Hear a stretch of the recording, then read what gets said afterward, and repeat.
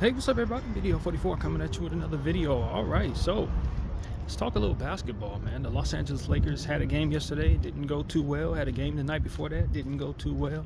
Two back-to-backs, or one back-to-back, which is a sequence of games without a break.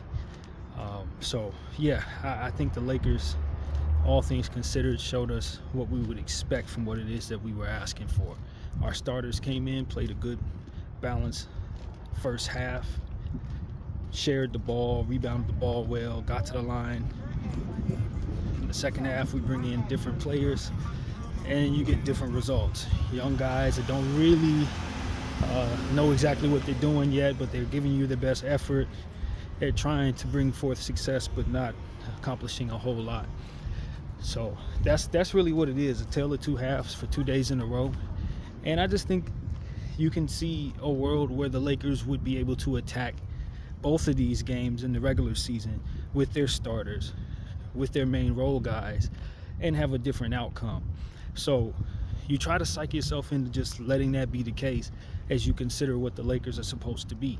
Because at the end of the day, this is a young team, a new team, surrounding role players around two big time stars who just so happen to not be out there right now. So what can you really say other than if the stars are out there, you probably win. So I didn't take much from this preseason, from our unit.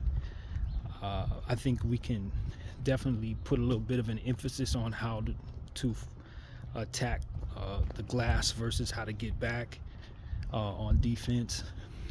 We can definitely continue some of these trends of us as a team getting to the line repeatedly, significantly more than our opponent. We'd like that to continue.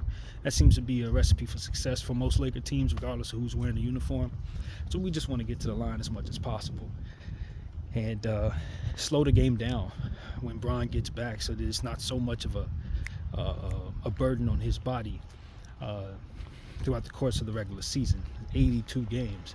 So pace is important. Utilizing depth is important, in my opinion. Getting off to the right start with guys' confidence.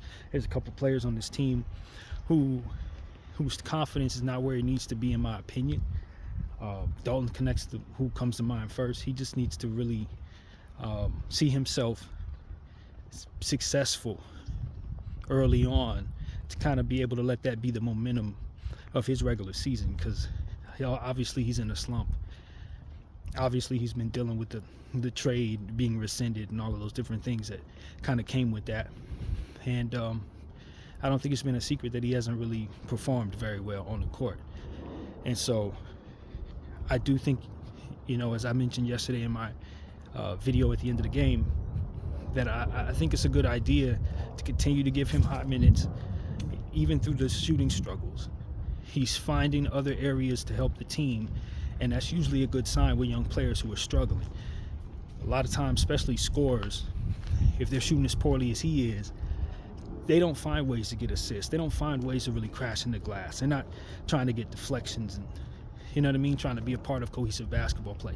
If I'm not mistaken, he had 7 rebounds and 8 assists, or maybe it was the other way around. But the point was, look how much production you found in him.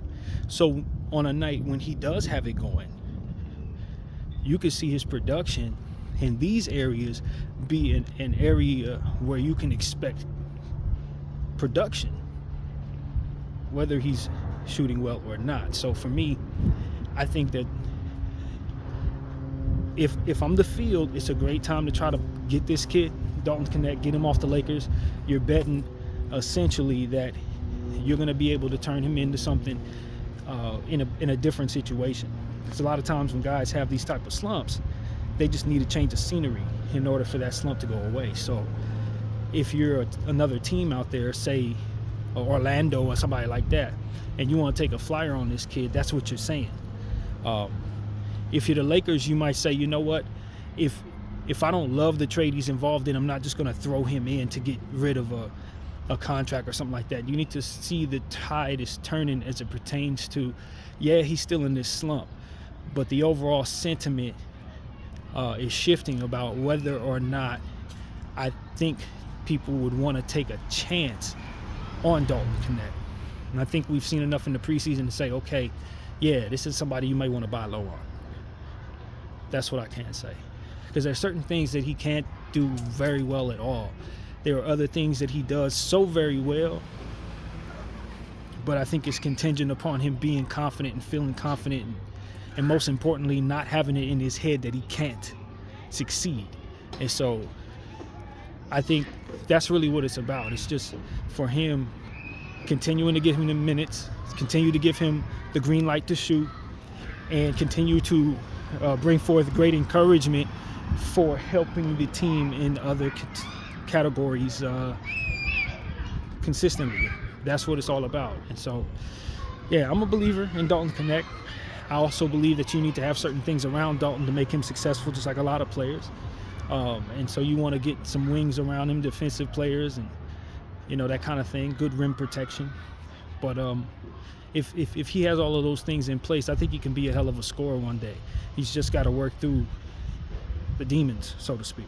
And I think he, like most players, barring any injury, time will just heal a lot of these different issues. And before you know it, you'll be in a space where you're saying, yo, he's having a career year. This dude is playing well. It's injuries that usually derail the progress of them snapping out of slumps and stuff like that. But given the fact that we have no evidence of injury like that, then it's just about him working through his stuff, whatever that may look like in his life, and letting it produce great motivation on the basketball floor. So, yeah, man, he's kind of been a area of emphasis as it pertains to my interest on this club. I get the sense that this is going to be the kind of year where we'll be happy to be in the mix.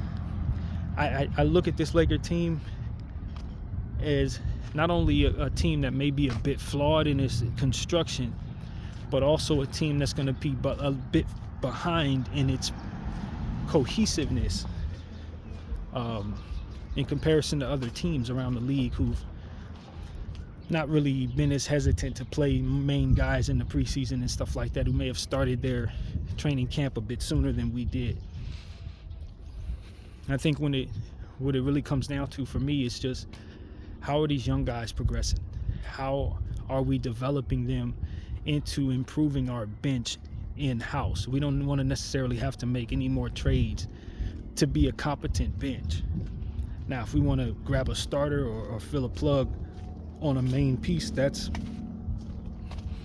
something I'm sure Rob Pelinka reserves the right to be able to do. But as it pertains to our team being a shallow bench last year and where we are right now versus where we think we can go without actually making any trades, I think we can get to being a rather respectful bench. But it's going to be required for us to develop these young guys on that bench, and as well as keeping some of the veterans healthy. And those two things must go hand in hand.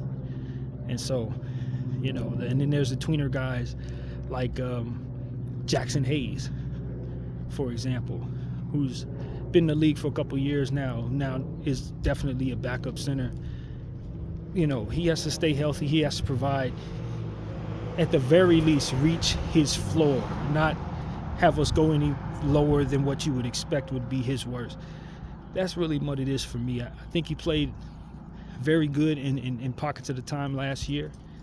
But overall, hey, buddy, overall, he was kind of lackluster.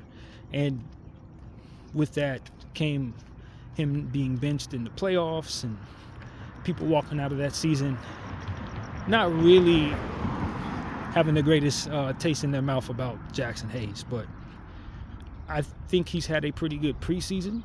I think he's looked very good when you consider Koloko being right there next to him, and then, of course, Ayton ahead of him. It slots him in a position to where you don't find yourself as reliant upon him playing well in order for you to be productive at that position. And I think that that's ultimately what the Lakers needed. They were relying upon him just a bit too much last year. And we understood why that was. It wasn't anything that you would have otherwise opted not to do. Of course, to get Luka, we definitely trade away anybody on the roster last year, so it just came with the situation. And ultimately, I don't think we were bad. I thought Jackson Hayes really provided a great deal of service during that time. And there were times when we really needed him to play well, and he did. He showed up under that type of pressure. So I think that's what made it so that we felt comfortable to sign him again this offseason. And I think now that we have those other two centers in place, you don't have to worry about him as much. So all things considered, he may be exactly what you need at this point based on your expectations for your other centers to stay healthy, including Kleber, whom I don't really know what to expect from him at this point. And having him in place to just do just enough we're asked to can be a big plus for our team. So that's what it is for Jackson Hayes, man. I don't know that I would have re-signed him if I were in control of the Lakers, but I also want to take into account the fullness of what was shown last year and the previous 2 years before that, where he's been fairly serviceable when we asked of him. It's still a developing player, very limited, but ultimately durable enough for which to consider as a positive on the check side of things. When you're considering your positives and negatives about this player, he hasn't really fallen to many injuries since becoming a Laker. Now, I know he had some issues with the Pelicans in that regard, but he's been pretty healthy in comparison to some of the other players that we have. You know what I mean? He's one of the more durable guys that we've had. So we take that into account as well. At the end of the day, this Los Angeles Laker team makes me really, really excited because I see brand new guards in place to kind of change the tempo, change the style, and ultimately provide the Lakers just a new identity. I didn't particularly consider how much that would be needed on this unit, but now that we have those players, it's like, okay, yeah. Because we've struggled with kind of using the same guys, D'Lo, Gabe Vincent, threw some Max Christie in there. It had a certain look to it, but we were always struggling to find the right ball handlers, guys who could both play a little defense and get others involved and hit a shot and be dynamic. We tend to have a little issue in that department with this LA Laker team. And now that we've picked up guys like RJ Davis, and you Bronny James in place, Nick Smith Jr. Like, I'm not saying these guys are playing well necessarily, but you get the idea that you shifted the overall look of your offense and of your ball handling situation. And of course, you still got Luka, you still got Austin in place, Gabe is still here, that kind of thing. But what you're finding is that new people have the ball in their hand this year, guys that we don't know, guys that can do some things that make us fairly excited about them. And I like the new look Laker guard thing going on around here. I really do. I didn't expect RJ to play as well as he has during the preseason, but at this point, I think he's made the team for me. I don't think it would be too difficult for him to find a job in the league if we waived him. He'll probably be picked up by the end of the week. I just think he's shown enough in the preseason to show that he's a pro. And given the fact that he's a 4-year guy out of North Carolina, known for scoring, for a team like us that obviously has a win now timeline, it kind of makes sense for us to keep people like that around, and especially when they're displaying good plays. So that's kind of what comes to mind when I think about just where we're at with RJ Davis. He should probably be signed. I think at this point he's earned more playing time rather than to be cut. So yeah, I think that kind of goes without saying. I don't think anybody's expecting that he would be cut, but to start this preseason, I don't know that he had the greatest shot to make the team. So you can clearly see how, in 5 games of play in the preseason, he's done enough to make people feel like it makes more sense keeping him around rather than let him walk. So got to give credit to a guy for being as aggressive as he's been and aggressively getting to his spots, but not looking as if he's forcing shots. I think that that's what really stands out for me in comparison to what he looked like in the summer league. I think in the summer league, his shot selection was especially frustrating for me to watch, and he missed most of those shots, and he wasn't necessarily chipping in other areas. It seemed like he would get some stops here and there, and he would show that he has nice hands and stuff defensively. So there were things that he was doing throughout the summer league that I had to psych myself into believing, this guy is playing well in these areas. Because for me, it was like, I see poor shot selection, I see poor shots, clanking, and I just kind of had a hard time seeing some of the other good stuff that he was doing. But as it would be pointed out, or as I would look for it, I would see it. So it's like, okay, this probably ain't my cup of tea type of player, but you could see him having a future in the sport. That's really where I was going with that in the summer league. I just didn't expect that I would be pleased with him any longer. I thought we should waive him then, but glad we did not. He's done complete opposite in the regular season. In the preseason rather. With the big club, he seems to be better than he looked in the summer next to lesser talent, and I think his shot making has really been a breath of fresh air. I think his ball handling has really been a breath of fresh air, to be able to create for himself, and just have quick strikes within his movement. I just love how that complements Nick Smith and Bronny James. I think that trio really can be a nice guard tandem for us off the bench and in garbage time minutes. I think we found some real athleticism where for some reason we find ourselves struggling with foot speed at any point when our main guys who are a bit slower just aren't the ingredient. You can shift to a lineup that has those guards in it interchangeably, and suddenly you are forcing the ball into the paint by way of your layups. And I think this is where I think the Lakers have struggled since Russell Westbrook departed. Granted, nobody wanted Russell Westbrook to stick around, don't get it twisted. But where we were struggling for me was us putting pressure on the rim. We struggled just putting the ball on the ground and consistently getting to the line with certain individual players. And so I think that in the undrafted market and in the draft here, the Lakers have made it a certain focus to try to address that downhill, bowling ball type piece that would allow for us to repeatedly get to the line, etc. So I'm super excited about just what that dynamic is going to look like when these guys all figure it out, and that they're coming in at the same time tells me that they're going to figure it out at the same time. We keep them together.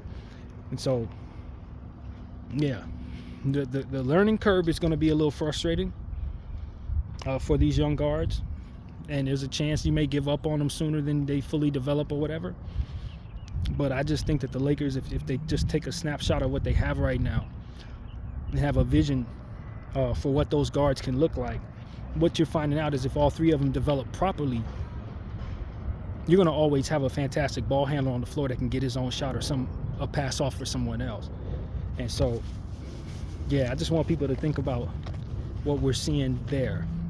Because when I think about the Lakers offense, of course we're considering Luka Doncic taking over most of the point guard, minutes and stuff like that. But if for some reason we have issues with him staying healthy, or for some reason our roster shakes out to where we need his bigger body in other positions, we can still run some of these guards out there and they will give you a lot of what it is that you need at the point guard position and shooting guard positions. So, having a whole lot of upside in those positions may not necessarily be what would be ideal for this franchise. You probably want higher level centers and higher level bigs that are off doing their own thing while Luka's on the floor at the same time. Not guys necessarily developing into being players who likely need to occupy some of his minutes in order to best display themselves. But, this is the dynamic, and I think we should be excited about our guard depth right now. I think we should be, tempering our expectations is to say if we run these guys too many minutes, it's not like we're going to win a lot of games. But if they develop together, they can be a hell of a unit 3 years from now, 4 years from now. It's just devastating to have to deal with when they're fully developed and have worked in that year-to-year synergy. So I would say, you know, Bronny James is a player that I'm not married to his development like I want to be, only because of the dynamic that's in place with him and his father. Is it that we are so focused on him more so than maybe someone else? But what I will say is he's not just a Nepo baby. He does provide some athleticism in the short guard, some defensive mentality stuff going on there. The genetics, in theory, should carry over to where he's pretty damn durable and pretty damn strong, to say the least. And so he's not just a guy. He's LeBron James' son, and with that comes the genetics that make him a little different, and that difference has already been on display. What I don't want to do is look at his DNA, and this is what we said in a previous video. Look at who his dad is, and then automatically tell him that he needs to start preparing to be a leader. I don't think that's his game. I think he's more of a role player. And if you develop him properly as a role player, he can exceed any expectations that you have for him at the role playing position. But if you ask him to be a leading guy, you ask him to be a superstar, you ask him to be a, you know, go-to guy with 17 seconds left on the clock, no timeouts, just get us a bucket, I think you're going to end up forcing him into some spaces where he's not his best, and then from there live down the expectations that you then have put for him. So that's what I'm concerned about with Bronny James. If we're just allowing him to be within the flow of basketball play, cool. But when it's time for the last couple minutes of the game, I don't need him working in ISO or, you know, trying to be Carmelo Anthony or something like that. I don't need that from him. That's not where I think he shines on the basketball floor. You wouldn't run a play like that for Gabe Vincent. You wouldn't, you know what I'm saying? You wouldn't run a play like that for Vanderbilt, you know? But if their dad was Kareem Abdul-Jabbar, suddenly you feel like it's necessary that you do. I just think that's a mischaracterization of the player, and will put you in a position to ultimately maybe snuff out his confidence and or just heap certain misguided expectations upon him that he can't meet, that will ultimately deter your intentions for his further development. And I think that's something that deserves a bit more conversation, is to say, I can see there are going to be people who, and it's not just in Bronny's case, but in other situations as well on the court, where you have a young player that you want to be a certain thing, and when they fail at being what it is you're trying to mold them to become, you don't then put them in position to develop into who it is they ultimately are, for the sake of your expectations being a failure and that being applied to what you see in the player. I just think that could be a slippery slope when phasing certain players out. You know what I mean? Not everybody's going to be what you want them to be, but if you allow for them to be who they are and practice the right things from within those lines, so to speak, you're going to be able to get the most out of the player. And so that's kind of what I think we're in a crossroads, I guess you can say, with Bronny James, to say they can go left with this and try to turn him into the next coming of his dad, or they can go right with this, scale back on some of the ISO stuff, and put him in more positions to just take advantage of his athleticism, take advantage of his playmaking ability, take advantage of his athleticism in cutting and stuff like that. Utilize his strength, set picks and stuff like that, have it so that he's flopping off of people, off of picks. I think that would be something that he would likely be beneficial to engage in, because at the end of the day, he is a smaller player. He does have the LeBron James name, so we might as well use that to our advantage, because I believe he will get the calls that maybe Zion James ain't gonna get. You know what I'm saying? So let's just be real. This is how you utilize Bronny James, and you weaponize his hype and his ability, and you know, his namesake. You hype all that up, and you make it work for you on the basketball court with the referees. That's how you do that. And it's this is like probably not the best strategy for the team in general, but that would be something I'd have in the back of my head if I was in control of this roster. Like, Bronny James is the golden child, so I can send him in to be a pest. You know what I mean? He gonna trigger certain people. They gonna make him want to fight, and then they gonna get in extra trouble for fighting him. You see what I'm saying? I'm weird like that. I'm from the era of the antics. I remember guys like Scott Pollard and Dennis Rodman. They didn't have no other roles but to be a problem for other people. Rajah Bells and people like that. You got to get under the skin of people sometimes. You want a guy like Amen Thompson not to be focused on basketball. You want a guy like Nikola Jokic to be frustrated pushing people in the back. You don't want these guys focused on basketball. You want them focused on whoever it is that you put out there to frustrate them. Every great team that overachieved their ceiling had guys like that on their unit in their regular rotation. And this is me thinking like an old school basketball fan. Spacing's more so about what makes you win these days and how athletic you are coupled with your efficiency in shooting. I get that. The game's changed. But I still think that certain intangibles affect people psychologically. And when you have that psychological dynamic in play, it can lean things in your favor more than people think. And that is ultimately why I still believe in the Scott Pollards and the Gary Paytons and people who used to get under people's skin, regardless of what level of talent they played at. Whether they were Hall of Famers like Gary or role players like Scott. They always were there to get under people's skin.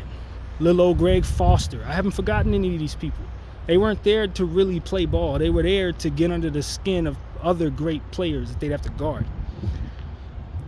So, yeah, that's what I remember. So many different dudes like that. And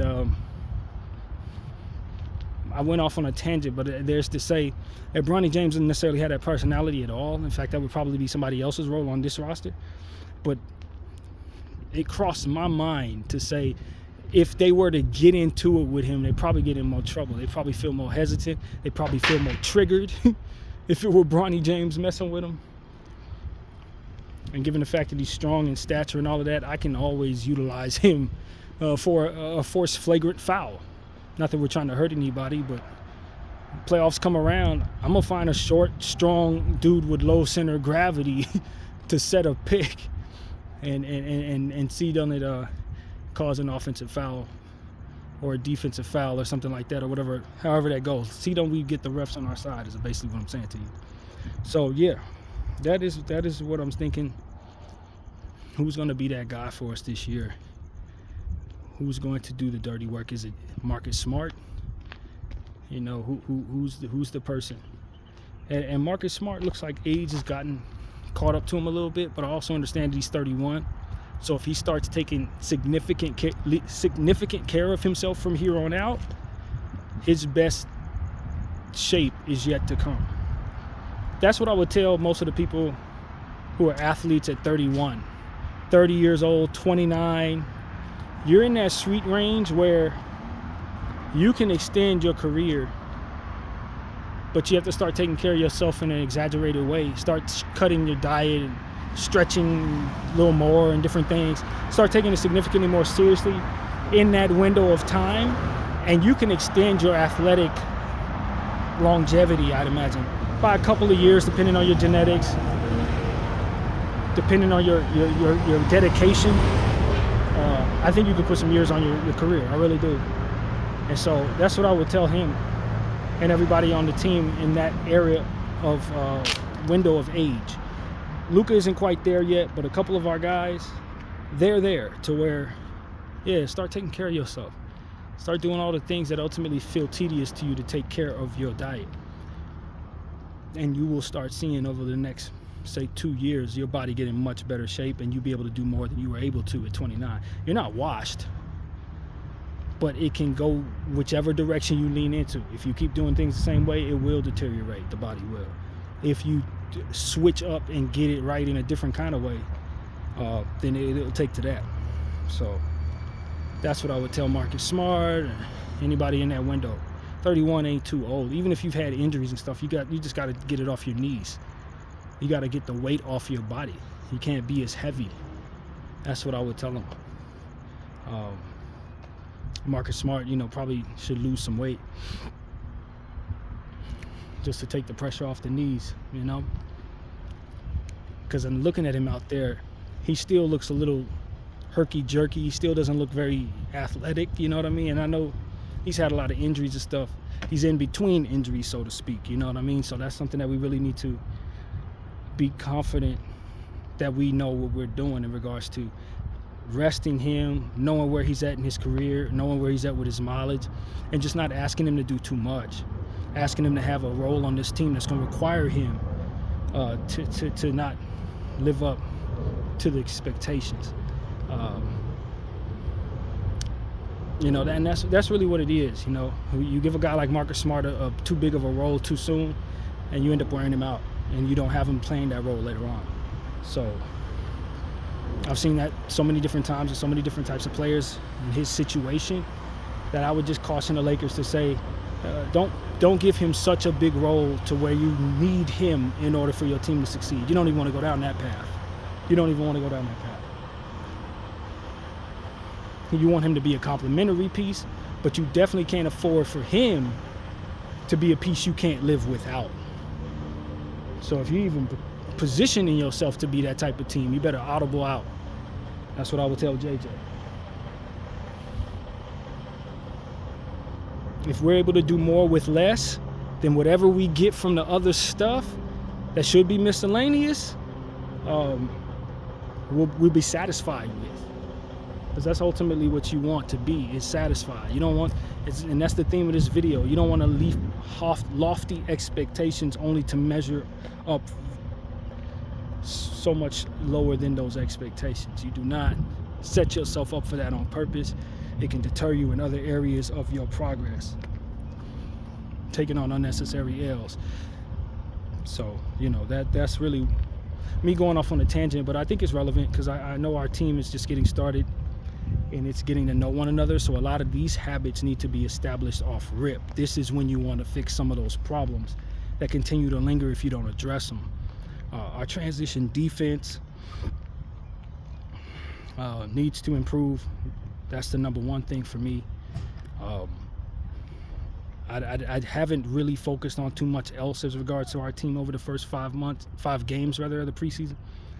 And even in doing so, I understand that those are asterisk type of statistics because half of our team is missing. So I don't doubt that we are, at this point, going forward with a decent roster that can win some games in the Western Conference. But beyond that, you just can't count on it at this point. So for me, it's about these young guys whose development is going the best, and how can we align the minutes that we give those players with that production, and just try to find something out of anywhere. Find something out of anywhere, man, and be ready to improve your team. Don't be hesitant to make a move that'll help your situation and get you to the next level, because at the end of the day, what you want to do is capitalize on the ceiling, which could potentially be championship for this unit. If we get Luka and LeBron the right stuff, we may be able to capitalize on our highest bet to win a championship, because the further we go down this road, the less likely LeBron James' presence is going to be on your team, for which, if in his absence you don't replace with something great, you'll probably not be as good as you are right now again for a little while. And so that's something that I've been thinking about as well when considering this year's team. With LeBron now starting to show signs of starting to really face father time with this latest injury, am I to think that this is the best window for us to capitalize on LeBron James and Luka Doncic? And if so, am I certain that's not the best window I'm going to build going forward? Is there a way for me to be certain that whatever it is I'm building is going to be better than this? I don't know. But judging by our history is something that we, Laker fans, would be remiss to not question. Is this our best chance in the Luka era to get a championship? And if the answer is yes, if you project going forward that every unit that you expect to be able to put together is worse than this one, then it may be in your best interest to consider, as people say, going all in. Now, I don't necessarily think going all in makes a lot of sense for me, and we've discussed that many times on this channel over the years. But I don't think that the Lakers have quite been in this type of situation before. And so my assessment and how I handle this particular situation is pending right now. I don't really know what works in this situation. I guess we learn here. So we trust our new ownership and our front office team to make the best decisions for our franchise going forward. I always see the fruit in keeping picks because I think that it could change the course of many seasons if you get the right player in place. So my philosophy is I like the rabbit hole with the wonders down the road of picks and players being drafted on my own team. That just looks like a better path to more victories in my mind. It doesn't have to play out that way in real life. And that's the point. You don't really know what works. You just know what doesn't work. And what doesn't work is not investing in your development team.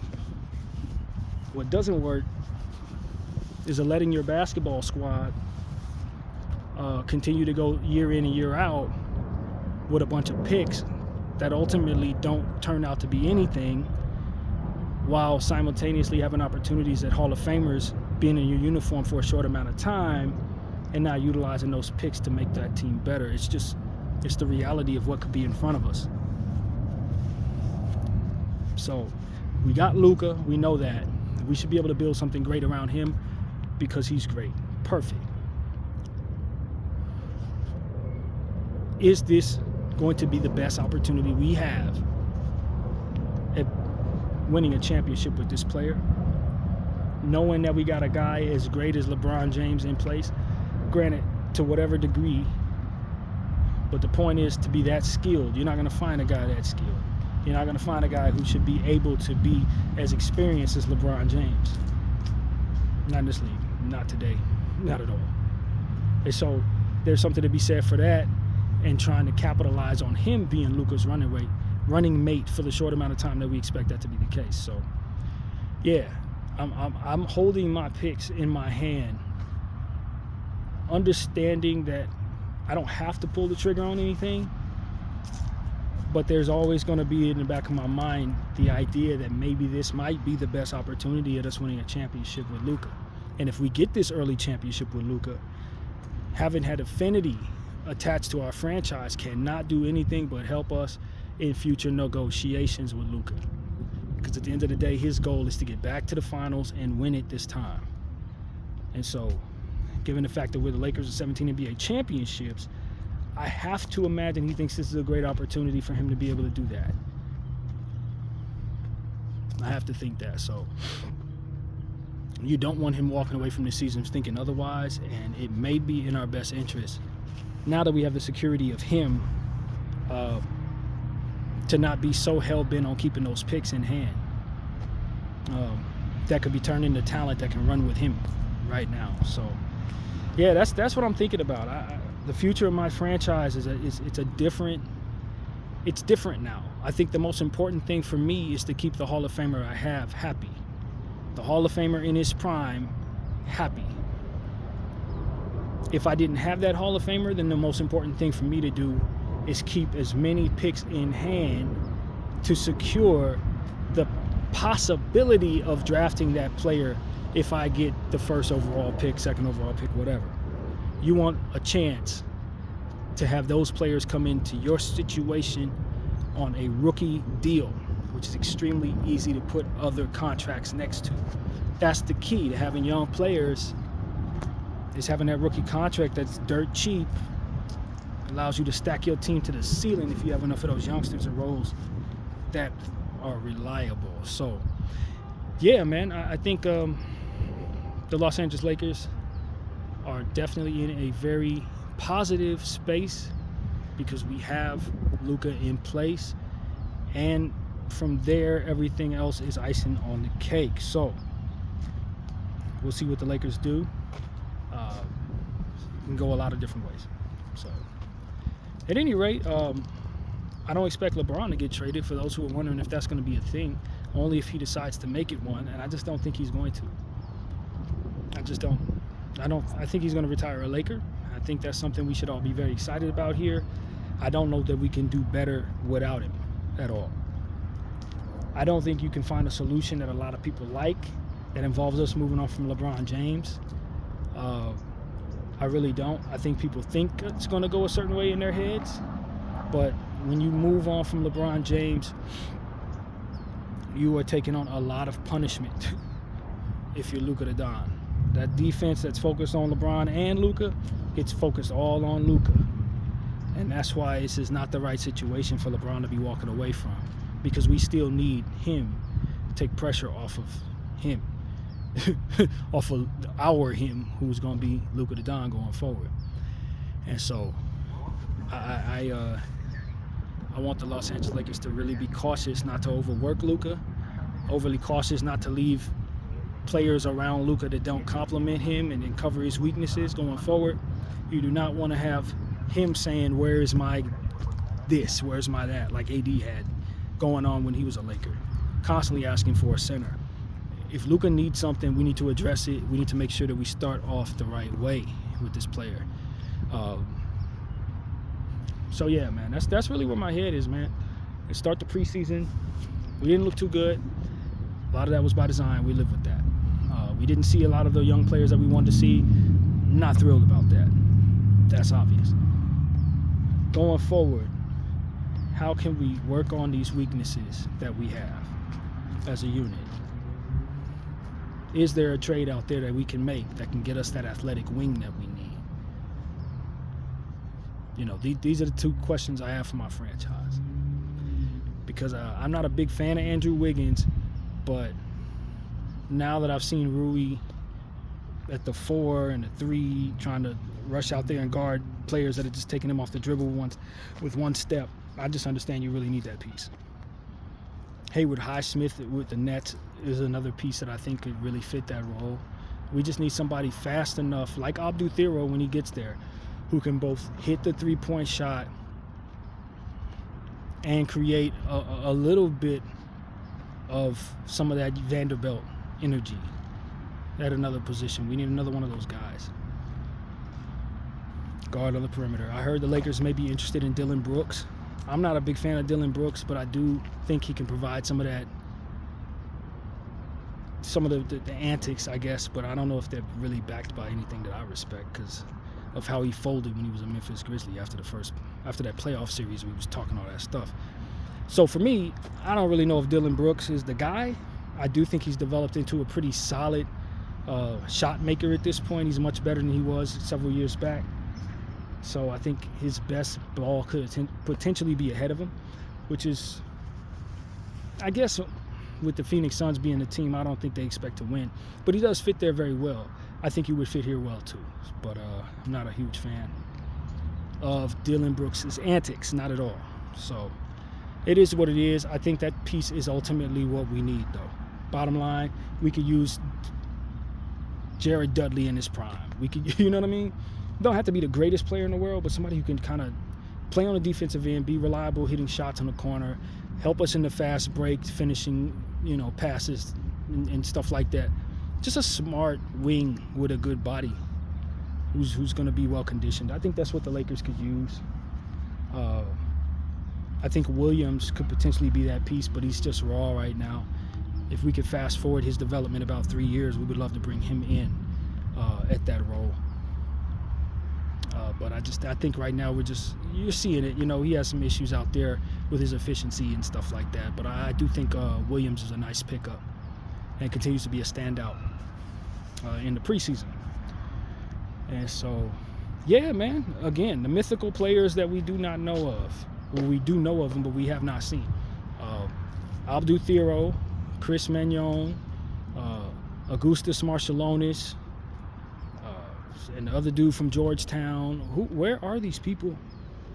Where are they? I just want to know. Does anybody? Can we put an APB out on those guys?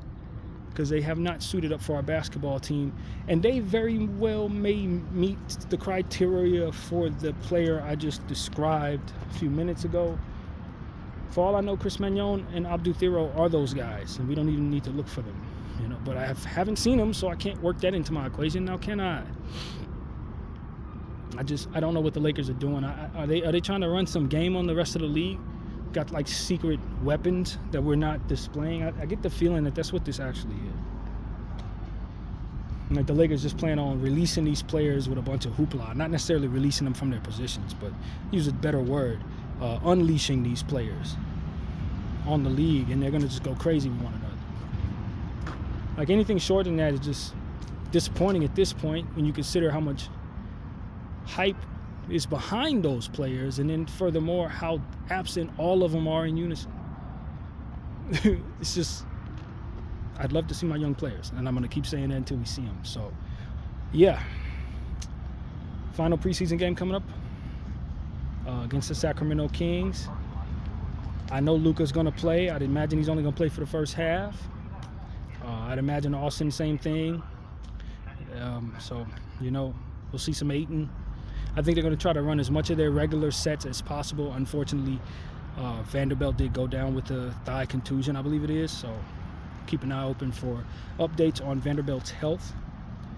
And hopefully we can get him out there for the regular season very soon. I don't think it's a serious injury, but, you know, when you're talking about Vanderbilt and injuries, it's probably best to just sit this one out and just let him figure himself out. I really think that. You don't want to rush him back from any injuries anymore. So, yeah, there's that. But, yeah, man, I just wanted to bump my gums about the Lakers.